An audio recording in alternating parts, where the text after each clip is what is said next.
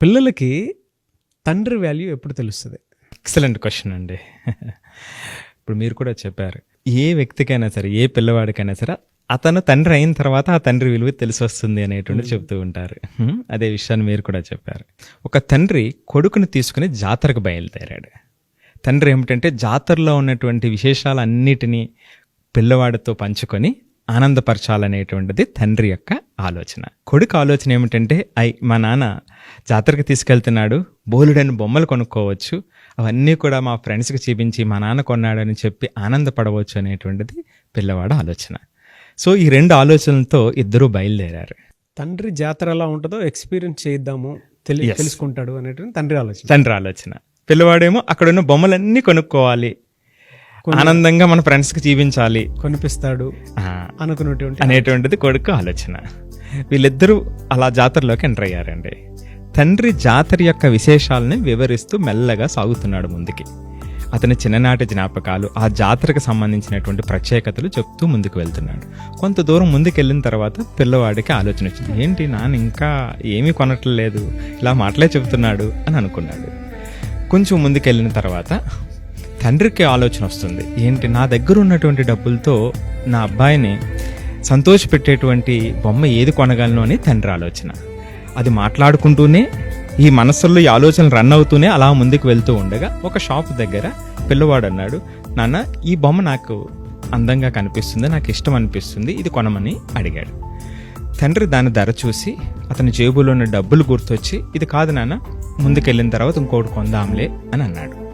అలా 1-2 సార్లు జరిగిన తర్వాత తండ్రి మనసులో తనను తానే తిట్టుకుంటున్నాడు. పిల్లవాడు అడిగినటువంటి బొమ్మ నేను కొనివ్వలేకపోతున్నాను అని తండ్రి అనుకుంటున్నాడు. కొడుకు అనుకుంటున్నాడు, ఇంకా నా తండ్రి బొమ్మ కొనలేదు అని కొడుకు అనుకుంటున్నాడు. సో ఇలా నడుచుకుంటూ వెళ్ళిన తర్వాత తండ్రికి అనిపించినటువంటిది, నేను ఏదైతే ఖర్చు పెడుతున్నానో, అంటే నేను ఏదైతే డబ్బులు తెచ్చుకున్నానో ఆ డబ్బులు ఇక్కడ ఈ బొమ్మకే ఖర్చు పెడితే తర్వాత ఇంటికి తీసుకెళ్ళడానికి, సరుకులు తీసుకువెళ్ళటానికి ఎలాగా అనేటువంటిది తండ్రి ఆలోచన. అయినప్పటికీ ఏదో ఒక బొమ్మ కొని నా కొడుకుని ఆనందపరచాలి అనేటువంటిది అనుకుంటూ ఉన్నాడు. అదే సమయంలో కొడుకుకి మెల్లగా కోపం ప్రారంభమైంది.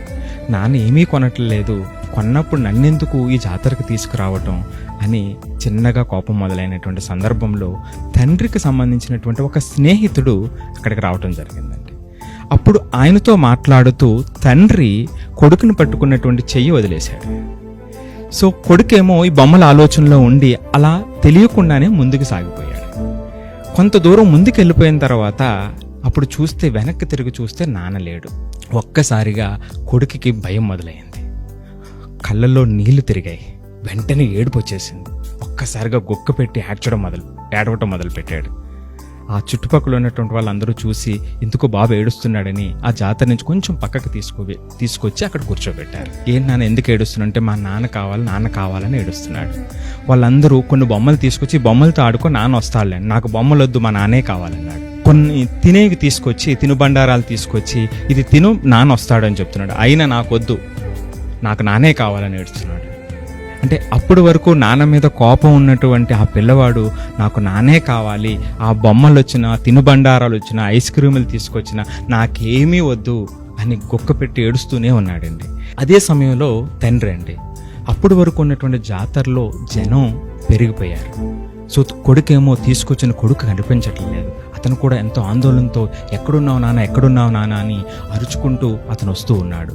ఎక్కడో ఆ సౌండ్ అతని చెవిలో, ఆ అబ్బాయి చెవిలో పడింది, మా నాన్న ఎక్కడో ఉన్నాడు అని. అలా వెతుకుతూ ఉండగా నాన్న వస్తూ ఉండటం కనిపిస్తే అక్కడి నుంచి ఉవ్వెత్తున వచ్చి తండ్రిని వచ్చి కౌగిలించుకున్నాడండి. సో పట్టుకున్న తర్వాత, నాన్న ఎందుకు వెళ్ళిపోయావు నాన్న, నా చెయ్యి వదలొద్దు నాన్న అని ఎక్కి ఏడవటం మొదలు పెట్టాడండి. పర్వాలేదు నాన్న, బొమ్మలు కొనుక్కుందాం పదలే, కలిసాం కదా అంటే, ఏమి వద్దు నాన్న, నాకు బొమ్మలు ఏమి వద్దు, ఎప్పుడు నా చెయ్యి వదలకు నాన్న, నేను నీతోనే ఉంటాను, నన్ను వదిలి ఎక్కడికి వెళ్ళొద్దు నాన్న, నాకు ఇంకేమీ వద్దు నువ్వు తప్ప అని, నాకు బొమ్మలు వద్దు ఏమి వద్దు అని పట్టుకున్నాడండి తండ్రిని. సో నాన్నంటే గట్టిగా ఏడ్చాడండి. సో నాన్నంటే భరోసా అండి, నాన్నంటే ధైర్యం అండి. ఇక్కడ ప్రతి ఒక్కరూ అర్థం చేసుకోవాల్సిన నాగరాజు గారు, నాన్నంటే ఒక భరోసా అండి, నాన్నంటే ధైర్యం, నానంటే సోషల్ ఇమేజ్ అండి. True sir. ఆ ఎమోషన్ చూడండి, చేయి పట్టుకొని మనల్ని అక్కడి వరకు తీసుకువెళ్తున్నప్పుడు మనకేం అర్థం కాదు. తండ్రి పాత్ర, తండ్రి విలువ, ఆ ధైర్యం. కొద్దిసేపు కనిపించకపోయేటప్పటికి పిల్లాడు తబ్బిబ్బైపోయాడు. కావాల్సిన అంటే వాంట్స్ ఏవైతే ఉన్నాయో అవన్నీ నాకు వద్దని పక్కన సెకండరీ అయిపోయినాయి. నాకు మా నాన్న కావాలంతే. అంతే. మా నాన్న నా ధైర్యం, మా నాన్న నా భరోసా, అంతే. మా నాన్నే కావాలి. నాన్న తర్వాత ఏదైనా. చాలా మంది పక్కనే తండ్రి ఉన్నప్పుడు ఎవరు పెద్దగా పట్టించుకోరు. అవునండి. దూరం అయిపోయిన తర్వాత ఆలోచిస్తూ ఉంటారు. వీడియో చూసిన తర్వాత ప్రతి వ్యక్తిలోనూ పిల్లాడు ఉంటాడు. పేరెంట్స్ పాయింట్ ఆఫ్ వ్యూ నుంచి చూసినప్పుడు ప్రతి పిల్లాడికి ఒక తండ్రి, ఒక్కొక్క తండ్రికి బిడ్డే కదండి. అవును. ప్రతి పిల్లాడికి నేను చెప్పేది ఒకటే, వాళ్ళ ఫాదర్ అంటే మీ ఫాదర్ని మీరు ఎంత మిస్ అవుతున్నారో ఈ వీడియో కింద కామెంట్ బాక్స్లో పోస్ట్ చేయండి. గ్రేట్ స్టోరీ అన్న. ప్రతి ఫాదర్స్ డేకి ఈ వీడియోని రిలీజ్ చేస్తాను. Thank you sir. Thank you so much Subbarao గారు.